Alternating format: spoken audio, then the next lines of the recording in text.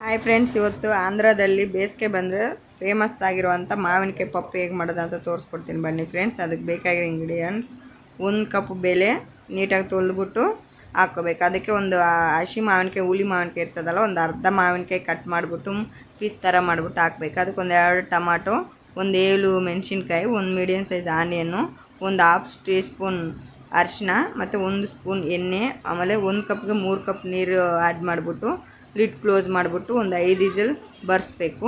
ಇವಾಗ 5 ವಿಸಿಲ್ ಬಂದಮೇಲೆ, ಅದು ವಿಸಿಲೆಲ್ಲ ಹೋದ್ಮೇಲೆ ಈಗ ಲಿಡ್ ಓಪನ್ ಮಾಡಿಬಿಟ್ಟು ಒಂದು ಸ್ವಲ್ಪ ಕಲ್ಲುಪ್ಪು ಆ್ಯಡ್ ಮಾಡಿಬಿಟ್ಟು ನೀಟಾಗೆ ಮೆತ್ತಗೆ ರುಬ್ಬಿಟ್ಕೋಬೇಕು. ಈಗ ಕಲ್ಲುಪ್ಪು ಆ್ಯಡ್ ಮಾಡಿಬಿಟ್ಟು ಮೆತ್ತಗೆ ರುಬ್ಬಿದ ಮೇಲೆ ಈಗ ಒಗ್ಗರಣೆ ಹೇಗೆ ಮಾಡೋದು ಅಂತ ತೋರಿಸ್ಕೊಡ್ತೀನಿ ಬನ್ನಿ.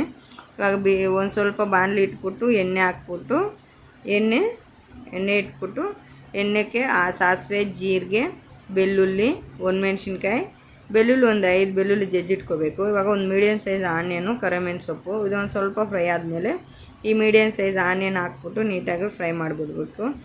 ಒಳ್ಳೆ ಬ್ರೌನ್ ಕಲರ್ ಬಂದಮೇಲೆ ಅದಕ್ಕೊಂದು ಸ್ವಲ್ಪ ಹಿಂಗೆ ಹಾಕ್ಬಿಟ್ಟು ಹಿಂಗೆ ಆ್ಯಡ್ ಮಾಡ್ಕೋಬೇಕು.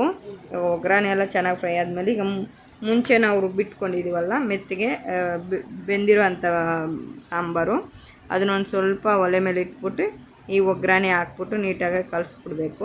ಅಷ್ಟೇ ಫ್ರೆಂಡ್ಸ್, ಎಮ್ಮಿ ಮಾವಿನಕಾಯಿ ಪಪ್ಪು ಈಸ್ ರೆಡಿ. ಇದು ಅನ್ನ ಜೊತೆಗೆ, ಚಪಾತಿ ಜೊತೆಗೆ ತುಂಬಾ ಚೆನ್ನಾಗಿರ್ತದೆ. ಜೋಳದ ರೊಟ್ಟಿ ಜೊತೆಗೂ ತುಂಬಾ ಚೆನ್ನಾಗಿರ್ತದೆ. ಎಲ್ಲ ಕಂಪಲ್ಸರಿ ಟ್ರೈ ಮಾಡಿ. ಎಮ್ಮಿ ಮಾವಿನಕಾಯಿ ಪಪ್ಪು ಈಸ್ ರೆಡಿ. ಆಂಧ್ರದಲ್ಲಿ ಪ್ರತಿಯೊಬ್ಬರು ಈ ಸೀಸನಲ್ಲಿ